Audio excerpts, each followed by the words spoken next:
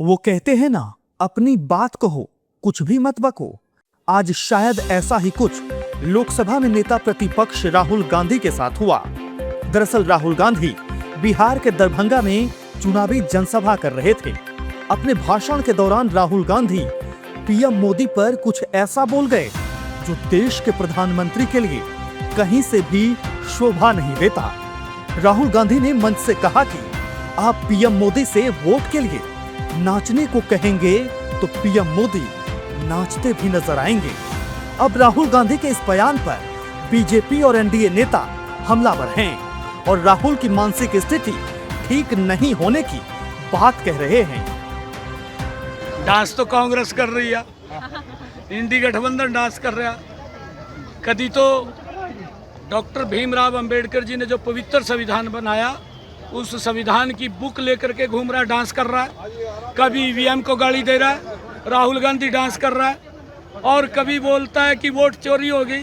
कितना डांस कर रहा है और क्या मुद्दा लेकर के डांस कर रहा है। लोगों ने नकार दिया, बिहार के लोग नकारने वाले हैं। ये तो स्पष्ट हो गया है कि राहुल गांधी जी कुछ भी कह सकते हैं और अक्सर अनाप शनाप शब्दों का या वाक्यों का प्रयोग करते हैं माननीय प्रधानमंत्री नरेंद्र मोदी जी के लिए।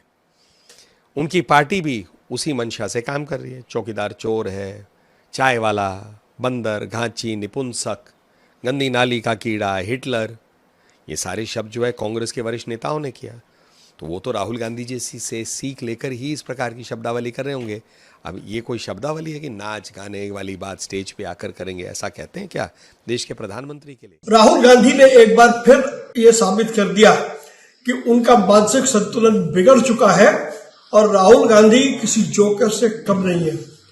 देश के यशस्वी प्रधानमंत्री श्री नरेंद्र मोदी को नचनिया कहना और ये कहना कि यमुना कोई नदी नहीं है, यमुना तालाब है, ये देश के करोड़ों सनातनियों की आस्था पर गहरा चोट है जो देश की जनता किसी भी हालत में बर्दाश्त नहीं करेगी। राहुल गांधी का ये बयान देश के पीएम के लिए किसी भी लिहाज से ठीक नहीं कहा जा रहा। इस दौरान राहुल गांधी ने यमुना पर भी बड़ा बयान दे दिया और उसे नदी की जगह तालाब करार दे दिया।